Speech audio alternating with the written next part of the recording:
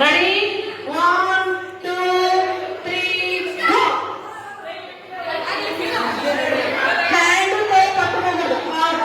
out మీరు ఆడుకోండి అక్కడ ఆడుకోండి హ్యాండ్స్ పై పట్టుకోండి రెండు చేతులతో పైకి బెలూన్ పట్టుకోవాలి